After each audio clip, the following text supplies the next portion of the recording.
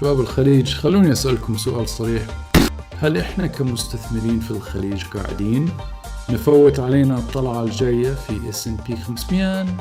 كثير من الناس يركزون بس على العقار المحلي أو أسهم البنوك والنفط، لكن ترى مؤشر S&P 500 تاريخياً هو أقوى ماكينة نمو في العالم، ويضم أكبر 500 شركة أمريكية مثل أبل ومايكروسوفت وإنفيديا. وهذه الشركات مو بس شركات أمريكية، هذه شركات تبيع للعالم كله بما فيه الخليج، يعني أرباحها جاية من كل مكان، مو من اقتصاد واحد بس.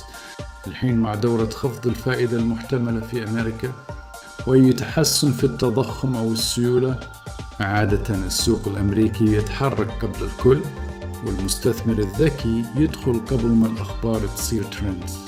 كثير من محافظ الخليج تعتمد بشكل كبير على النفط. إذا صار تذبذب في أسعار البترول المحافظ تتأثر، لكن لما تضيف تعرض قوي على S&P 500 أنت فعليا توازن المخاطر وتأخذ exposure على قطاعات مثل الذكاء الاصطناعي، التكنولوجيا، الصحة والاستهلاك العالمي. اللي نشوفه إن المؤسسات الكبيرة دايم تبني مراكزها بهدوء قبل أي موجة صعود، بينما المستثمر الفرد يدخل متأخر بعد ما الأسعار ترتفع 20% أو 30%. وهني المشكلة، ترى المؤشر هذا مو سهم واحد، هو سلة كاملة. يعني حتى لو شركة تراجعت الثانية تعوض، وهذا يعطي استقرار ونمو على المدى الطويل. إذا أنت مستثمر خليجي وعندك سيولة جالسة تنتظر، يمكن السؤال مو هل السوق بيرتفع؟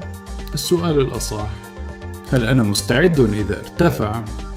لأن الفرص ما تعلن عن نفسها، هي تتحرك فجأة. أنا أخوكم أسلم الدين من قناة كويت ماني هاب، أقول لكم دايم فكروا بعقلية عالمية، لا تحصر استثماراتك داخل حدود جغرافية معينة. العالم مفتوح، والسيولة الخليجية ذكية. إذا تحركت في الوقت الصح، يمكن الطلعة الجاية في S&P 500 تكون فرصة تعوض سنوات انتظار. واللي يكون جاهز بخطة واضحة وتوزيع أصول مدروس هو اللي يستفيد فعلا.